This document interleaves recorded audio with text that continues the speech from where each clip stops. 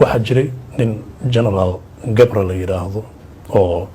mas'uul ka ahaa howlgalkii Soomaaliya iyo Ethiopia Google-ka markii la galay oo Farash Abdulqaadir iyo pictureskiisa la raaciyo sawirkan ayaa soo baxa aan ka ah Google-ka generaalkan garanaysaa waa garanaya horta generaal ma arag korneel baa la yiraahdaa baa la oran jiray Colonel Gabra sawirkan waa adigii asaga كل صور كده إن اللي صار ويكون مقطع لكن ده نلا جرنا يوقع نلا قرصان ما هين مضنا فالح عبد القادر يشقده هاي مضنا فالح عبد القادر الصور كان فالح عبد القادر يكون القبر مية واي هاي لكن يا سمي هو سؤال صح مية هي سيدا نسوا عركتين ما صار سمارك ليش أنا سمارك لكن كنا القبر واي صارني كنا القبر هي اللي يراد إيجاد بو شقين جري مركز داوضة وأركيو سنة سجود وذهين صور جرا معه سنة صح ومعه صور كان صور لكن كان هي اللي يراد إيجاد فاسيليتيشن أوفيس بالي يراد دولة الصومالية با أنقلاتي إن وصلنا لو كن يسديدي إيو كسي خرج شغالها سكتر سناي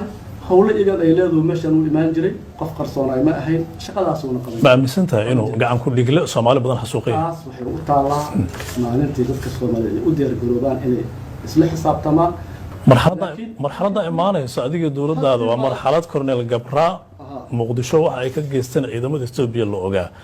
ma qirsantahay ma leedahay waa dambiile gacan ku dhigla ah oo wuxuu u geystay in lagu xisaabtamo ay tahay ninka anigu maxkamadda joogo waaga sheegaysana maxkamadda joogo